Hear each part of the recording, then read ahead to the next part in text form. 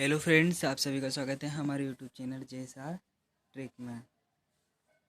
तो आज हम पढ़ेंगे 12th क्लास की ज्योग्राफी की बुक है। तो उसका चैप्टर नंबर फर्स्ट है जिसका नाम है मानव भूगोल एवं प्राकृतिक विशेष क्षेत्र।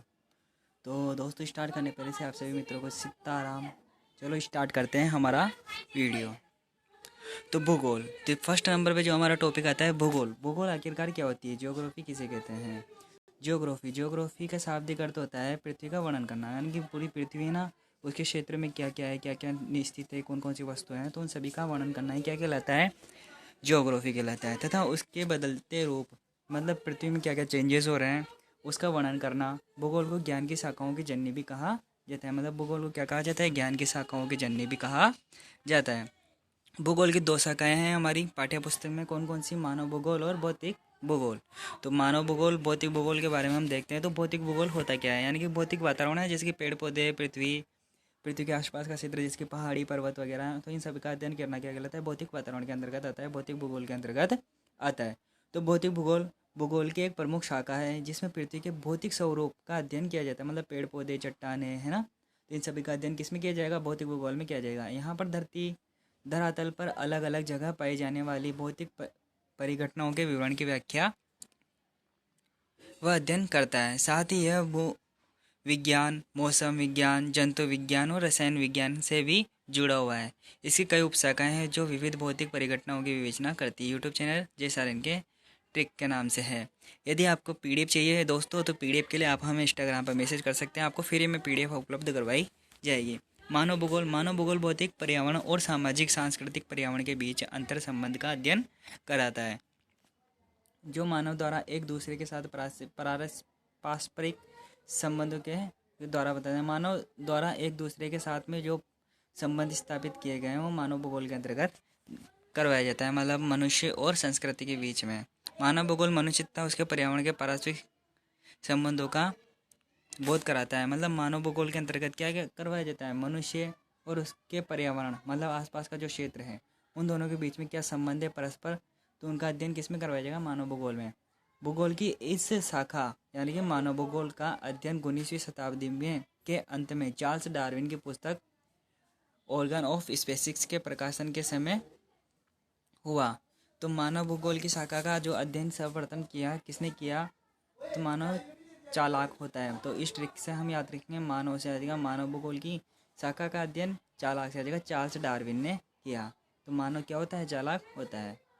लोगों के इस विषय में जिज्ञासा भी बढ़ी, यानी कि मानव भूगोल के अंतर्गत जिज्ञासा भी बढ़ी। रेडजेल के अनुसार मानव भूगोल, अब रेडजेल जिन्हें आधुनिक मानव भूगोल का जनक भी कहा जाता है, रेडजेल को क्या कहा जाता है? आधुनिक मानव भूगोल का जनक भी कहा जाता है रेडजेल को। तो ये मोस्ट इंपॉर्टेंट रहेगा।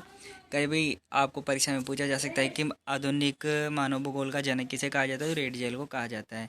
इनकी पुस्तक कौन सी थी? एंथ्रोपी ज्योग्राफी। ये भी पूछी जाती है कि रेडजेल ने कौन सी पुस्तक लिखी? एंथ्रोपी ज्योग्राफी लिखी, जिसमें मानव को जीवित रहने के लिए वातावरण के सहयोग प्राप्त करना अनिवार्य है। मानव यदि जीवित रहना चाहता है ना, तो उसको वातावरण से घुल मिलकर रहना चाहिए। मतलब वातावरण में जो जो चीज़ें उपलब्ध होती हैं वो मानव के लिए जीवन निर्वाह के लिए आवश्यक होती है, उसके जीवन चलाने के लिए आवश्यक थी। तो रेड को जेल में ट्रॉफी मिली।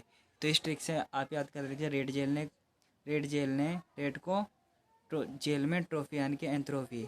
रेड जेल ने कौन सी पुस्तक लिखी? ज्योग्राफी एंथ्रोपी लिखी। एलन सी सैम्पल के अनुसार मानव भूगोल की क्या परिभाषा दी गई?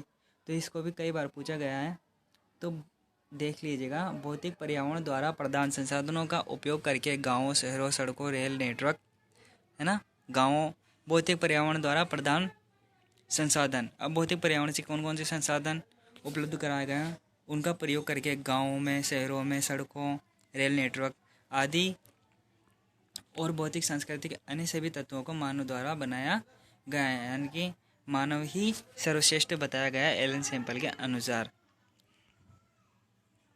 एलन सी सैम्पल रेडजेल की एक अमेरिका शिष्या के अनुसार, एलन सैम्पल रेडजेल की कौन सी अमेरिका शिष्या थी, है ना, यानी कि रेडजेल किसकी शिष्या थी? रेडजेल की के अनुसार मानव भूगोल अस्थिर पृथ्वी तथा क्रियाकलाप मानव के बदलते रिश्तों का बोध कराता है। मानव भूगोल का इतिहास, तो मानव भूगोल का इतिहास देखते हैं। तो मानव भूगोल का उद्भव मनुष्य और पर्यावरण के बीच बातचीत, अनुकूलन, समायोजन और संशोधन के साथ शुरू हुआ है। यानी कि जो मानव भूगोल का जो उद्भव हुआ है वो मनुष्य और पर्यावरण के बीच, मनुष्य और पर्यावरण मतलब प्रकृति के बीच में बातचीत करके, अनुकूलन करके, समायोजन यानी कि उन दोनों के संबंध में अंतर संबंध करके, संशोधन करके, उन दोनों के बीच में जो भी संबंध है उसका संशोधन करके से साथ हुआ है। खोज की उम्र से पहले विभिन्न समाजों के बीच बहुत कम बातचीत हुई है, लेकिन 15वीं शताब्दी के उत्तरार्ध में अज्ञात समाजों के बारे में जानकारी अब उपलब्ध करवाई गई है। यात्रियों द्वारा अन्वेषण ने मानव भूगोल के क्षेत्र का विस्तार किया है और विभिन्न समाजों के साथ बातचीत की है। इसके साथ नए दृष्टिकोण, कल्याणकारी एवं मानवतावादी विचारधारा, विचारों के कट्टरपंथी स्कूल और विचारधारा के व्यवहार विद्यालय की तरह बढ़ सकते हैं। मानव भूगोल के क्षेत्र और उपक्षेत्र। तो मानव भूगोल प्रकृति में अंतर, अनुशासनात्मक और सामाजिक विज्ञान में अन्य बहन विषयों के साथ विशाल संबंध विकसित करता है। यूट्यूब चैनल JSRN की ट्रिक। मानव भूगोल के क्षेत्र और उपक्षेत्र पृथ्वी की सतह पर मानव जीवन के सभी तत्वों के हर पहलू की व्याख्या करते हैं। मानव भूगोल के प्रमुख अध्ययन क्षेत्र कौन कौन से हैं? तो सांस्कृतिक भूगोल, सामाजिक भूगोल, नगरीय भूगोल, जनसंख्या भूगोल, राजनीतिक भूगोल, आवास भूगोल, आर्थिक भूगोल, ये सब मानव भूगोल के क्षेत्र हैं। मानव भूगोल के प्रमुख उपक्षेत्र कौन कौन से हैं? तो मानव भूगोल के प्रमुख उपक्षेत्र व्यवहारवादी भूगोल, सामाजिक कल्याण का भूगोल, सांस्कृतिक भूगोल, ऐतिहासिक भूगोल, चिकित्सक भूगोल, ये सभी इसके अंतर्गत आते हैं। जैसे लिंग भूगोल। मानव भूगोल की विचारधारा किसने दी? तो मानव भूगोल की जो विचारधारा है वो अलग अलग वैज्ञानिकों के मानव भूगोल को देखने के नज़रिए को मानव भूगोल की विचारधारा कहता है। यानी कि अलग अलग वैज्ञानिकों ने मानव भूगोल को किस प्रकार से देखा और उसकी क्या क्या परिभाषाएं दी, तो इसको देखते हैं। तो मानव भूगोल की मुख्यतः 3 विचारधाराएं हैं: नियतिवाद, निश्चयवाद और संभववाद। तो नवीन का नियम संभव है, तो इस ट्रिक से याद रख लीजिएगा। मानव भूगोल की विचारधारा है नव से आ जाएगा नव निश्चयवाद, नवीन नियम से नियतिवाद, संभव से आ जाएगा संभववाद। तो इस ट्रिक के माध्यम से आप तीनों विचारधाराओं को देख लीजिएगा। मानव भूगोल के मानवतावादी विचारधारा। मानवतावादी विचारधारा से आश्रय मानव भूगोल के अध्ययन को मानव के कल्याण एवं सामाजिक चेतना के विभिन्न पक्षों से जोड़ना था। इसका उदय 1970 के दशक में हुआ। इसके अंतर्गत आवास, स्वास्थ्य एवं शिक्षा जैसे पक्षों पर ध्यान केंद्रित किया गया। यह मनुष्य की केंद्रीय एवं क्रियाशीलता भूमिका पर बल देता है। प्रादेशिक असमानता, निर्धनता, अभाव जैसे विषयों के कारण एवं निवारण पर ध्यान आकर्षित करता है। पर्यावरणीय निश्चयवाद। मनुष्य अपनी प्रारंभिक अवस्था में प्रकृति के अनुसार ही जीवन जीता था। प्रकृति के अनुसार अपने को ढालने की कोशिश को ही पर्यावरणीय निश्चयवाद कहा गया। नवनिश्चयवाद किसे कहते हैं? नवनिश्चयवाद संकल्पना ग्रिफिथ टेलर द्वारा प्रस्तुत की गई। यानी कि नवनिश्चयवाद की विचारधारा किसने दी? ग्रिफिथ टेलर ने दी। यह 2 विचारों पर्यावरणीय निश्चयवाद और संभववाद के मध्य के वर्ग को परिलक्षित करता है। यह संकल्पना दर्शाती है कि ना तो यह नितांत आवश्यक है स्थिति हो और न ही नितांत स्वतंत्रता की अवस्थिति है।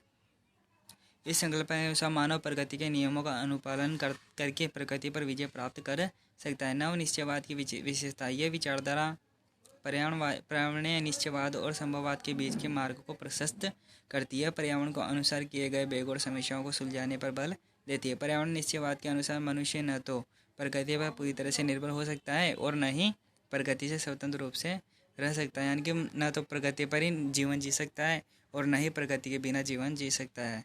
प्रकृति पर विजय पाने के लिए प्रकृति के ही नियमों का पालन करना चाहिए और उसे विनाश से बचना होगा। और उसको क्या करना पड़ेगा? मनुष्य को विनाश से बचना पड़ेगा। प्रकृति दोनों का प्रयोग करते हुए प्रकृति की प्राकृतिक देनों का प्रयोग करते हुए प्रकृति की समीक्षाओं का ख्याल रखना चाहिए। उदाहरणतः औद्योगिकरण करते हुए जंगलों को नष्ट होने से बचाना चाहिए।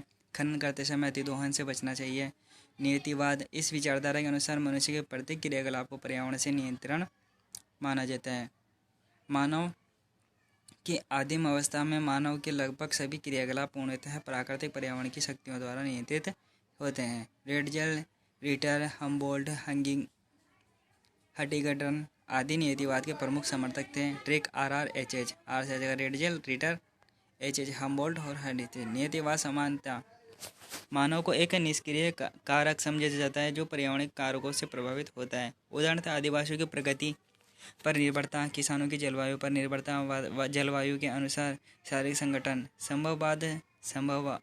संभावनावाद। इस विचारधारा के अनुसार मनुष्य अपने पर्यावरण में प्राकृतिक परिवर्तन करने में समर्थ होता है। वह प्रकृति प्रदत्त अनेक संभावनाओं का इच्छानुसार उनके लाभ के लिए उपयोग कर सकता है। मानव का प्रकृति पर निर्भरता की अवस्था से स्वतंत्रता की अवस्था की ओर प्रस्थान संभव है। विडाल डी ब्लास तथा लुईस फेर इस विचारधारा को मानने का प्रमुख थे। संभववाद प्रकृति की तुलना में मनुष्य को महत्वपूर्ण स्थान देता है और उसे सक्रिय शक्ति रूप में देखता है। उदाहरण के नदी, पुल, खेती, परिवहन आदि। मनुष्य का प्रकटीकरण के अंतर्गत आता है। मनुष्य तकनीकी की मदद से अपने भौतिक वातावरण के साथ बातचीत करता है। यह सांस्कृतिक विकास के स्तर को इंगित करता है। भौतिक पर्यावरण के साथ आदिम समाज की बातचीत को पर्यावरणीय नियतिवाद कहा जाता है, जो मनुष्य प्रकृतिकरण करता है। प्रकृति का मानवीकरण। औद्योगिक विकास के साथ साथ मानव ने प्रकृति को संशोधन करना शुरू किया है और सांस्कृतिक परिदृश्य बना है। इसे भोगवाद या प्रकृति का मानवीकरण कहा जाता है। ग्रिफिथ टेलर द्वारा नवनिश्चयवाद का एक मध्यम मार्ग पेश किया गया, जिसका अर्थ है कि न तो पूर्ण आवश्यकता है पर्यावरणीय नीतिवाद की स्थिति है और न ही पूर्ण स्वतंत्रता है की स्थिति है। सूचना पीडीएफ के लिए हमें इंस्टाग्राम पर मैसेज कीजिएगा, आपको फ्री में पीडीएफ उपलब्ध करवाई जाएगी। दोस्तों, इंस्टाग्राम का लिंक वीडियो के डिस्क्रिप्शन में मिल जाएगा। सभी को वीडियो प्लेलिस्ट में जाकर आसानी से देख सकते हैं। धन्यवाद दोस्तों, वीडियो को अंत तक देखने के लिए। जय श्री राम।